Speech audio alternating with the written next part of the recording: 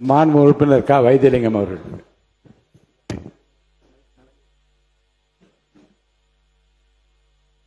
மாண்புமிகு பேரவைத் தலைவர் அவர்களே, இந்த உயரிய தமிழ்நாடு சட்டப்பேரவையில் முதன்முறையாக பேசுவதற்கு எனக்கு வாய்ப்பு தந்த மாண்பு உறுப்பினர், மாண்புமிகு முன்னாள் முதலமைச்சர் பேசுகிற போது மாண்பு முதலமைச்சர் அங்கும் இங்கும் அலைந்து கொண்டிருந்த அந்த வாசகம் எல்லாம் முதன்முறையாக பேசுவதற்கு எனக்கு வாய்ப்பு தந்த அலைந்து கொண்டிருந்த அந்த வாசகம் எல்லாம் நீக்கப்படுகிறது. மாண்புமிகு பேரவைத் தலைவர் அவர்களே, இந்த உயரிய தமிழ்நாடு சட்டப்பேரவையில் முதன்முறையாக பேசுவதற்கு எனக்கு வாய்ப்பு தந்த வாழும் பெரியார் சமூக நீதி போராளி மருத்துவர் ஐயா அவர்களுக்கும், தமிழகத்தில் வாழுகின்ற ஒட்டுமொத்த இளைஞர்களின் வழிகாட்டி இளம் போராளி பாட்டாளி மக்கள் கட்சியினுடைய தலைவர் அண்ணன் மருத்துவர் அன்புமணி ராமதாஸ் அவர்களுக்கும், பாட்டாளி மக்கள் கட்சியின் சட்டப்பேரவை குழு தலைவர், தமிழக மக்களின் குரலாக சட்டப்பேரவையில் ஒலித்துக் கொண்டிருக்கின்ற எங்களுடைய அன்னியார் முனைவர் சௌமியா அன்புமணி அவர்களுக்கும் எனது முதற்கண் நன்றி கலந்த வணக்கத்தை தெரிவித்துக் கொண்டு, என்னை பாட்டாளி மக்கள் கட்சியின் சமூக நீதி பயணத்தில் அடையாளம் காட்டிய மறைந்த முன்னாள் சட்டப்பேரவை உறுப்பினர் அண்ணன் மாவீரர் ஜே. குரு அவர்களை இந்த நேரத்தில் நினைவு கூர்ந்து, மேலும் எனக்கு வாக்களித்து வெற்றி பெற செய்த ஜெயங்கொண்டம் தொகுதி வாக்காளர் பெருமக்களுக்கும் மாண்புமிகு பேரவைத் தலைவர்களே, என்னுடைய பேச்சில் அங்கும் இங்கும் மட்டும்தான் இருந்ததை ஒழிய அங்கும் அலைந்து கொண்டிருந்தார் பேச்சு இல்லை என்பதை தெரிவித்துக் கொள்கிறேன். அதை இங்கு பதிவு செய்ய வேண்டாம் என்று கேட்டுக்கொள்கிறேன்.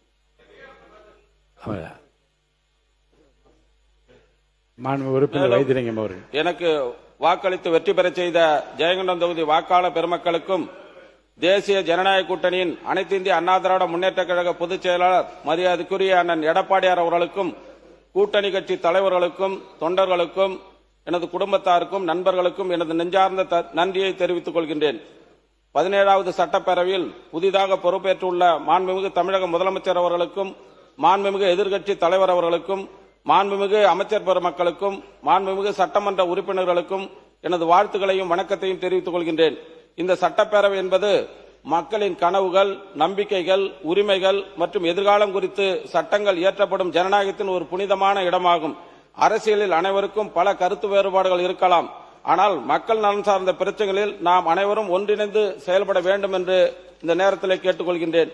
மாண்புமிகு பேரவைத் தலைவர் அவர்களே, ஜெயங்கொண்டம் தொகுதி என்பது சோழர்களின் வரலாற்றை பிரதிபலிக்கக்கூடிய ஒரு இடமாகும். இந்த மாமன்றம் வெறும் விவாத அரங்கமாக இல்லாமல் மக்களின் கனவுகளுக்கு ஜனநாயக முறைப்படி வடிவம் கொடுக்கும் அங்கமாகவும் இருக்க வேண்டும் என இந்த நேரத்திலே கேட்டுக்கொள்கின்றேன்.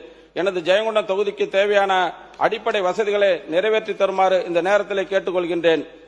எங்களுடைய தலைவர் மருத்துவர் அண்ணன் அன்புமணி ராமதாஸ் அவர்களின் நீண்ட நாள் கனவு திட்டமான அரியலூர் சோழர் பாச திட்டத்தை உடனடியாக செயல்படுத்த வேண்டும் என்று இந்த நேரத்திலே கேட்டுக்கொள்கின்றேன். அந்த திட்டத்தின் ஒரு பகுதியாக சோழகங்கம் என்ற பொன்னேரிக்கு மிக அருகாமையில் 10 கிலோமீட்டர் தூரமே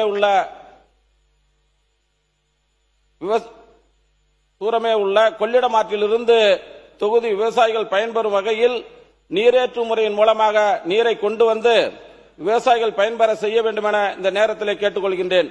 சுமார் 700 ஏக்கர் பரப்பளவு கொண்ட அந்த பொன்னேரியினை சுற்றுலா தலமாக அமைக்க வேண்டும் என்று இந்த நேரத்தில் கோரிக்கை வைக்கின்றேன்.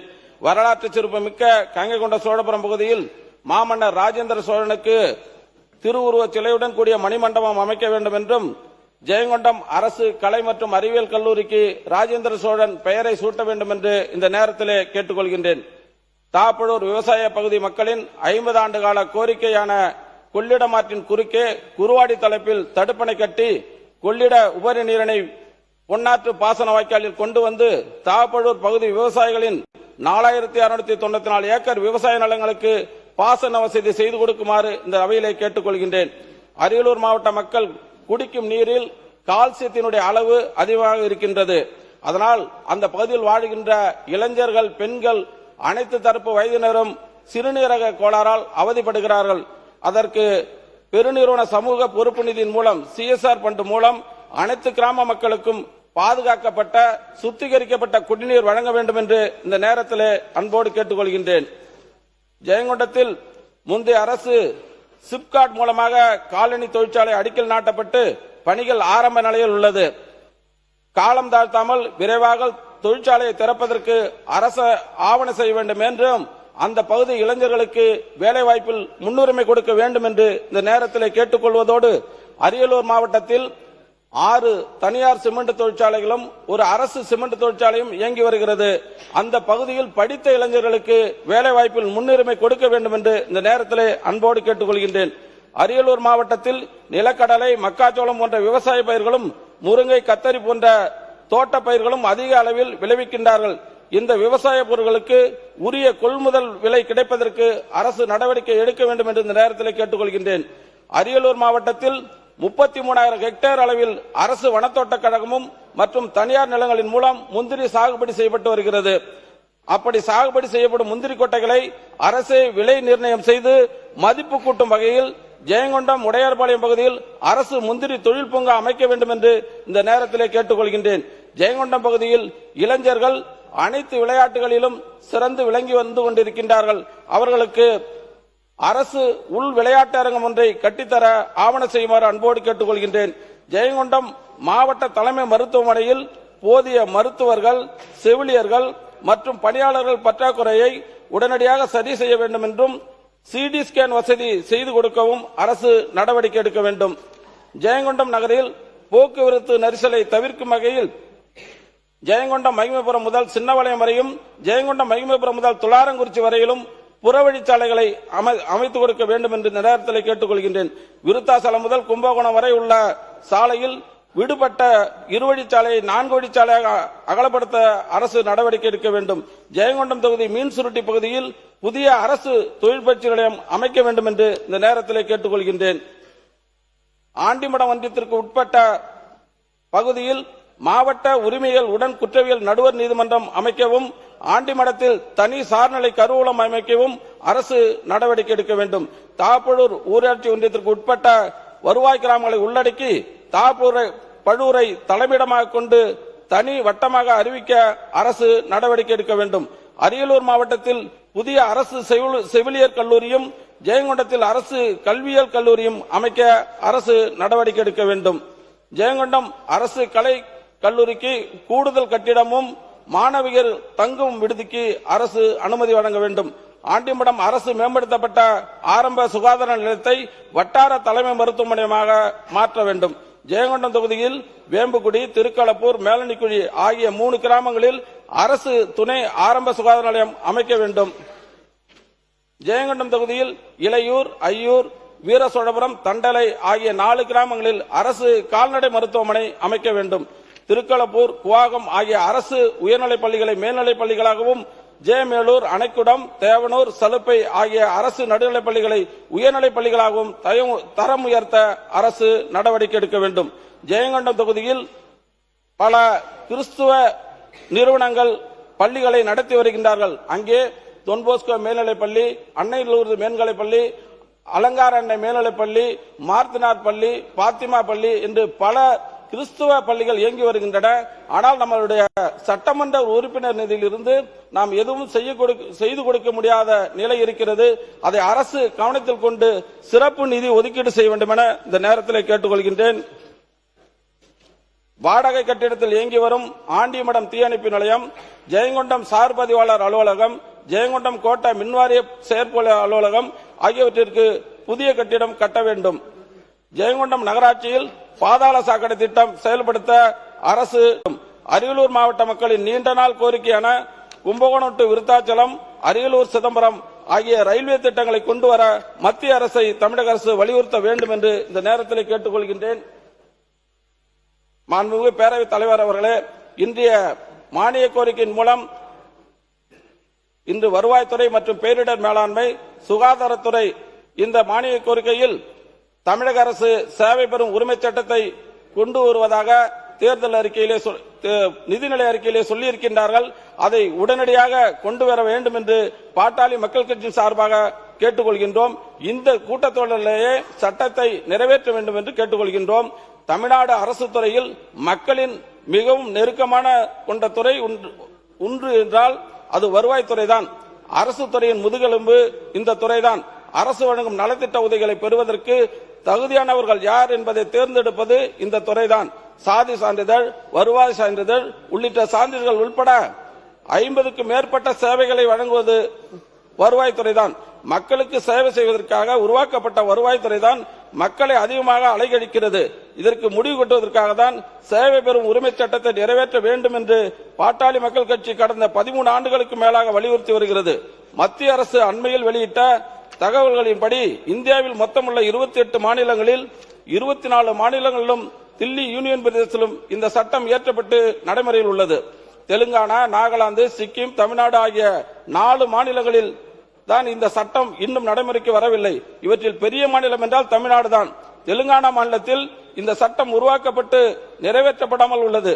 தமிழகத்தில் இந்த சட்டம் நிறைவேற்றப்படும் என்று நிதிநிலை அறிக்கையில் அறிவிக்கப்பட்டுள்ளது. அந்த சட்டத்தை நடப்பு கூட்டத்தொடரிலே கொண்டு வர வேண்டும் என்று கேட்டுக்கொள்கின்றேன். கிராம பகுதிகளில் வானம் பேஞ்சு கிடக்கும், இல்லை காஞ்சி கிடக்கும் என்று கூறுவார்கள். அதாவது அதிக மழை பொழிந்து வெள்ளம் அல்லது மழையே பெய்யாமல் வறட்சி என ஒரு வகையில் மக்கள் பாதிக்கப்படுவார்கள் என்பதுதான் இதன் பொருளாகும். வறட்சி அல்லது வெள்ளம் என ஏதேனும் ஒரு இயற்கை சீற்றத்தால் மக்களும் உழவர்களும் பாதிக்கப்பட்ட நிலையில் 10 நிமிஷம் ஆயிடுச்சு. முதல் பேச்சு ஒரு 5 நிமிடத்துல முடிச்சிடறோம்.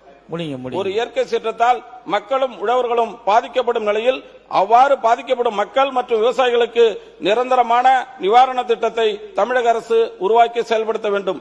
வறட்சியால் முழுமையாக பாதிக்கப்படும் குறுவை பயிர்களுக்கு ஏக்கருக்கு 40,000-ம், ஓரளவு பாதிக்கப்படும் பயிர்களுக்கு 25,000-ம், கரும்புக்கு 1,02,000-ம், நிலக்கடலைக்கு 33,000-ம், பிற பணப்பயிர்களுக்கு 1.25 லட்சம் வரை இழப்பீடு வழங்குவதும் பயிர்க்கடன்கள் தள்ளுபடி செய்யப்படுவதும் இந்த அரசு நிரந்தர நிவாரண திட்டத்தின் அம்சங்களாக இருக்க வேண்டும். தமிழ்நாட்டில் தென்கிழக்கு பருவமழை பாதி அளவு கூட பெய்யவில்லை. கர்நாடகம் தண்ணீர் திறக்காததால் காவிரி பாசன மாவட்டங்களில் கடந்த ஆண்டு 6 லட்சத்திற்கும் கூடுதலான பரப்பளவில் செய்யப்பட்ட குறுவை சாகுபடி இம்முறை 2 லட்சம் ஏக்கராக குறைந்துவிட்டது. நிலத்தடி நீர்மட்டம் குறைந்து விட்டதாலும் முறையாக மும்முனை மின்சாரம் வழங்கப்படாதாலும் பல ஆயிரம் ஏக்கரில் குறுவை பயிர்கள் கருகிவிட்டன. மேட்டூர் அணையின் நீர்மட்டம் உயரவில்லை என்பதால் சம்பா சாகுபடியும் கேள்விக்குறியாகியுள்ளது. இதனால் விவசாயிகள் கடுமையாக பாதிக்கப்பட்டுள்ள நிலையில் காவிரி பாசன மாவட்டங்கள் உட்பட ஒட்டுமொத்த தமிழ்நாட்டையும் வறட்சி பாதித்த மாநிலமாக அறிவிக்க வேண்டும் என்று கேட்டு நிலவரி, பயிர்க்கடன் ஆகியவற்றை முழுமையாக தள்ளுபடி செய்ய வேண்டும் என்று கேட்டுக்கொள்கின்றேன். தமிழ்நாட்டில் கடந்த 7 ஆண்டுகளாக புதிய மாவட்டங்கள் உருவாக்கப்படவில்லை. தஞ்சாவூர் மாவட்டத்தை பிரித்து கும்பகோணம் மாவட்டமாகவும், கடலூரை பிரித்து விருத்தாச்சலம் மாவட்டமாகவும் உருவாக்க வேண்டும் என்று இந்த நேரத்தில் கேட்டுக்கொள்கின்றேன். அதேபோல திருவண்ணாமலை, திண்டுக்கல், கோவை, சேலம், ராமநாதபுரம் உள்ளிட்ட மாவட்டங்களையும் பிரிக்க வேண்டும் என்று கோரிக்கைகள் எழுந்துள்ளன. மக்கள் தொகை கணக்கெடுப்பு பணிகள் நடைபெற்று வருவதால் இப்போது புதிய மாவட்டங்களை உருவாக்க முடியும். மக்கள் தொகை கணக்கெடுப்பு முடிவடைந்த பிறகு உறுப்பினர் அவர்களே, நிறைய விஷயங்கள் இருந்துச்சுன்னா அவை குறிப்புல ஏத்துக்கலாம். நீங்க அந்த உங்களோட கோரிக்கைகளை கொடுங்க, சீக்கிரம் பேசி முடியுங்க. கன்னி பேச்சுங்கிறதுனால அப்படியே முடிவடைந்த பிறகு புதிய மாவட்டங்களை அமைக்க வேண்டும். அதற்கான அறிவிப்பை இப்போது வெளியிட வேண்டும். கடந்த 2025ஆம் ஆண்டு 2299 கிராம நிர்வாக உதவியாளர் காலி பணியிடங்களுக்கு தமிழகம் முழுவதும் எழுத்து தேர்வு நடைபெற்றது. அதில் 13 மாவட்டங்களில் மட்டும் நேர்முக தேர்விற்கு அழைப்பு விடுக்கப்பட்டு பணியாணை வழங்கப்படவில்லை. மேலும் மீதமுள்ள மாவட்டங்களுக்கு இன்னும் நேர்முக தேர்வுக்கு அழைப்பு விடுக்கவில்லை. ஆகவே தேர்ச்சி பெற்றவர்களுக்கு வேலை கிடைக்கவும் எழுத்து தேர்வு முடித்தவர்களை நேர்முக தேர்வுக்கு அழைப்பு விடுத்து தேர்ந்தெடுத்து பணியாணை வழங்க வேண்டும் என்று இந்த நேரத்தில் கேட்டுக்கொள்கின்றேன். அதேபோல தமிழக அரசு கேபிள் டிவி நிறுவனங்கள் மூலம் முந்தைய அம்மையார் ஆட்சியில் தரவு உள்ளீட்டாளர்கள் 2015ஆம் ஆண்டு கொண்டு வரப்பட்டது. அந்த டேட்டா என்ட்ரி ஆபரேட்டர்கள் அனைத்து வட்டாட்சியர் அலுவலகங்களிலும் 961 பேர் வேலை செய்கிறார்கள். இவர்களுக்கு மாத சம்பளம் வெறும் 7620 மட்டும்தான் தருகிறார்கள். 11 ஆண்டுகளாக வேலை செய்யும் இவர்களுக்கு சம்பள உயர்வும் நிரந்தர வேலை கொடுக்கவும் அரசு உறுப்பினர் அவர்களே, நீங்க எல்லாத்தையும் நீங்க கொடுங்க, அவை குறிப்புல ஏத்திக்கலாம். நன்றி சொல்லி முடிங்க. புரியுது, பாத்துட்டு அவை குறிப்புல ஏத்திக்கலாம். 2 நிமிஷம் தான். 2 நிமிஷத்துல எங்க பேசிய முடிக்க மாட்டேங்கிறீங்களா? போய்கிட்டே இருக்குது. தமிழ்நாட்டில் சீக்கிரம் முடிங்க. காஞ்சிபுரம், ராணிப்பேட்டை, திருப்பத்தூர், மயிலாடுதுறை, பெரம்பலூர், தென்காசி ஆகிய 6 மாவட்டங்களில் மருத்துவக் கல்லூரிகள் இல்லை. மாவட்டத்திற்கு ஒரு மருத்துவக் கல்லூரி என்பதுதான் அரசின் கொள்கையாக இருக்க வேண்டும். மத்திய அரசு நிதி வழங்கினால்தான் புதிய மருத்துவக் கல்லூரிகளை திறக்க முடியும் என்ற கடந்த ஆட்சி நிலைப்பாட்டை புதிய அரசும் தொடரக்கூடாது. மாநில அரசை அதன் சொந்த நிதியை கொண்டு 6 மாவட்டங்களும் புதிய அரசு மருத்துவக் கல்லூரிகளை தொடங்க வேண்டும். நடப்பாண்டில் குறைந்தது 2 மருத்துவக் கல்லூரிகளையாவது அமைப்பதற்கு அறிவிப்பை வெளியிட வேண்டும் என்று இந்த நேரத்தில் கேட்டுக்கொள்கின்றேன். தமிழ்நாட்டில் 1832 ஊரக ஆரம்ப சுகாதார நிலையங்கள், 504 நகர்ப்புற சுகாதார நிலையங்கள் என மொத்தம் 2334 நிலையங்கள் செயல்பட்டு வரும் நிலையில் அவற்றில் 1400க்கும் குறைவான செவிலியர்கள் மட்டும்தான் நிரந்தர அடிப்படையில் பணியாற்றுகின்றனர். தமிழ்நாடு முழுவதும் 2015ஆம் ஆண்டு முதல் இப்போது வரை மொத்தம் 14,000 செவிலியர்கள் ஒப்பந்த முறைகள் தேர்வு செய்யப்பட்டுள்ளனர். இவர்கள் அனைவரும் மருத்துவ பணியாளர் தேர்வாணையத்தின் மூலம் போட்டித் தேர்வு நடத்திதான் தேர்வு செய்யப்பட்டனர். அவர்கள் அனைவரும் 2 ஆண்டுகளுக்கு பிறகு பணி நிலைப்பு செய்யப்படுவார்கள் என்று அறிவிக்கப்பட்டிருந்தது. ஆனால் அவர்கள் 7,000 பேர் மட்டுமே இதுவரை பணி நிலைப்பு செய்யப்பட்டுள்ள நிலையில் மீதம் புரியுது. நீங்க எல்லாத்தையும் கொடுங்க, அவை குறிப்புல ஏத்திக்கலாம். இருங்க, இந்த 2 கிலோமீட்டர் மாதிரி போயிட்டே இருக்கீங்க நீங்க. சொல்லுவாங்க வேற ஒண்ணு, ஒரே அவங்க சொல்லுவாங்க. நீங்க அவை குறிப்புல ஏத்திக்கலாம், நீங்க கொடுங்க. கருத்து தான். மணி ஓடிட்டே இருக்குதுங்க. ஒப்பந்த முறையில் பணியாற்றும் செவிலியர்கள் அனைவரையும் அரசு உடனடியாக பணி நிலைப்பு செய்ய வேண்டும்.